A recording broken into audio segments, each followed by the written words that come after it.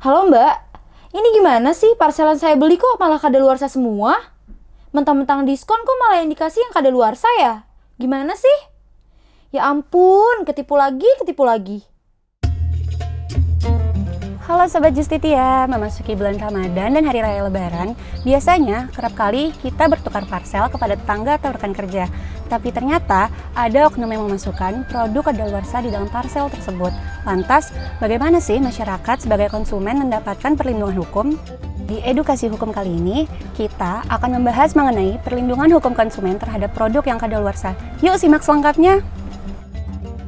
Parcel merupakan kata serapan dari parcel yang dalam bahasa Inggris diberi definisi sebagai something wrapped up atau package. Artinya, sesuatu yang dibungkus atau paket. Di Indonesia sendiri, parcel biasanya merujuk pada hadiah atau bingkisan yang diberikan pada hari-hari besar tertentu, seperti pada hari Lebaran. Masyarakat sebagai pembeli parcel biasanya mendapatkan parcel yang sudah dibungkus secara rapi dan cenderung tidak memperhatikan batas kadaluarsa dari makanan yang hendak dibeli tersebut. Dan adanya kelalaian tersebut cenderung menjadi celah bagi para oknum untuk mencoba mengedarkan bahan yang telah kadaluarsa tersebut guna menghindari kerugian. Menurut John F. Kennedy, secara umum dikenal 4 hak dasar konsumen, yaitu yang pertama, ada hak untuk mendapatkan keamanan, the right to safety.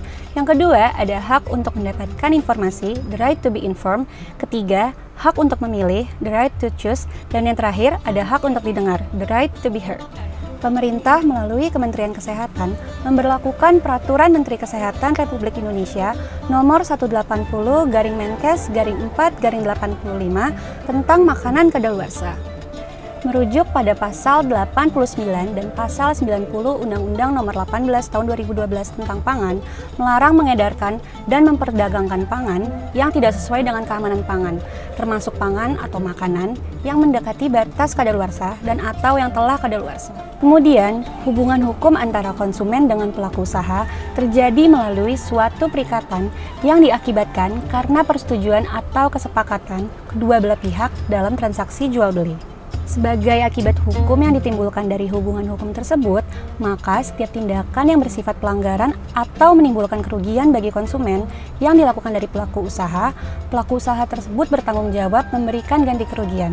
Sehingga, apabila ternyata konsumen haknya dilanggar, maka konsumen dapat menuntut pelaku usaha untuk memberikan ganti kerugian sebagaimana diatur dalam pasal 7 huruf F Undang-Undang Nomor 8 Tahun 1999 tentang Perlindungan Konsumen. Tuntutan ganti kerugian tersebut dapat berupa memberikan kompensasi kepada konsumen atau penggantian produk. Tanggung jawab untuk mengganti kerugian tidak hanya disebabkan oleh perbuatan melanggar hukum, namun dapat dikarenakan oleh kelalaian atau kealpaan serta kekurang hati-hatian yang dilakukan oleh dirinya sendiri ataupun orang-orang yang berada di bawah pengawasannya, sesuai dengan ketentuan pasal 1366 KUH Perdata. Bagi pelaku usaha yang tidak memberikan ganti kerugian terhadap pelanggaran yang dilakukannya, maka Badan Penyelesaian Sengketa Konsumen dapat memberikan sanksi administratif kepada pelaku usaha. Perlindungan hukum terhadap konsumen dapat berupa mekanisme non-litigasi, yaitu penyelesaian tanpa melalui proses peradilan yang didasarkan pada pasal 47 Undang-Undang Nomor 8 Tahun 1999 tentang Perlindungan Konsumen dengan cara mediasi, konsiliasi, dan arbitrase. Perlindungan hukum terhadap konsumen melalui mekanisme litigasi, yaitu menyelesaikan proses peradilan yang berpedoman pada pasal 48 dengan memperhatikan ketentuan pada pasal 45 Undang-Undang Nomor 8 Tahun 1999 tentang Perlindungan Konsumen. Sobat Justitia, sekian edukasi hukum kali ini. Dan tetap berhati-hati ya saat membeli makanan, terutama makanan yang sudah dikemas, dan perhatikan tanggal kadaluarsanya. Saksikan edukasi hukum selanjutnya hanya di channel YouTube Justisia Training Center. Jangan lupa like, komen, dan subscribe ya. Justisia Training Center, Crystal of Law Education.